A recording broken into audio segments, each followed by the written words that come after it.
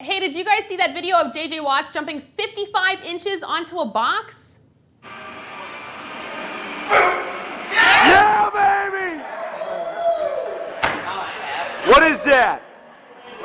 55 inches. Hey, JJ, you can jump my box anytime you want. No, seriously, call me. Hey everybody, I'm Melanie Plowski. This is Football Nation's 4 Downs.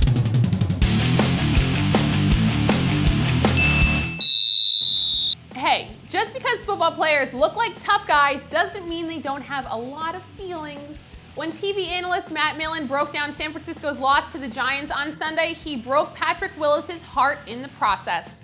Millen went on 95.7 The Game in San Francisco, talking verifiable junk, saying that Willis, along with 49ers linebacker Navarro Bowman, played like junk. It was the worst game he'd ever seen the two play, in fact.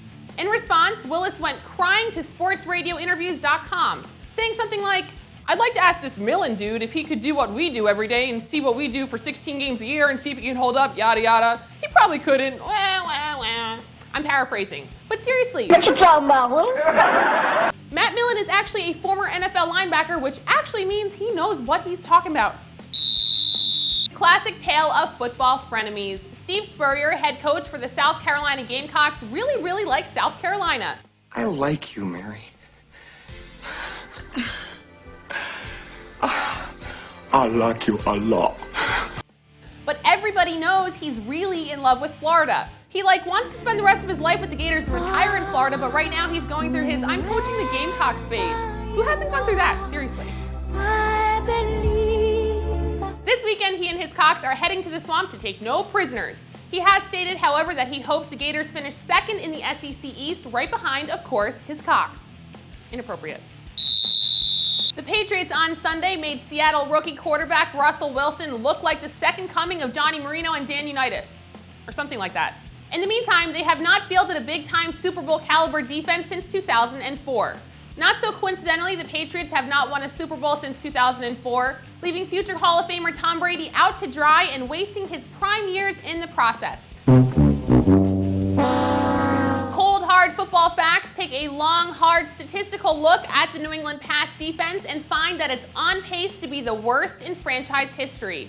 In fact, the Patriots enter Week 7 with a 100.9 defensive passer rating, a key measure of Super Bowl potential. Only 7 teams in history finished the season worse, including the 0-16 Lions of 2008.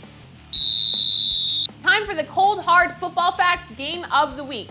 This week, it's a barn burner as the Baltimore Ravens and Houston Texans match up, incredibly, as the only 2 teams in the second-rate AFC that have winning records heading into Week 7. Baltimore barely hung on last Sunday against Dallas, America's dumbest team, and enters Week 7 with huge losses on defense, including Ray Lewis, who will be out for the year. Houston got exposed by the Packers last week like a Times Square pervert in a raincoat. Woohoo! One of these teams has to win on Sunday and will instantly gain the inside track on the #1 seed in the AFC. Visit Cold Hard Football Facts Insider, where they size up every opponent in every game in 20 different quality stats and offer their winning picks both straight up and against the spread. Fantasy Football Bye Week Fright Fest. 6 teams on a bye in Week 7. Falcons, Chargers, Broncos, Chiefs, Dolphins, Eagles, all off this week. That's 4 top-notch fantasy quarterbacks, 10 out of the 35 wide receivers, and don't get me started on the kickers. Don't let your lineup become a monster mash. He did the monster mash. The monster mash. Monster mash.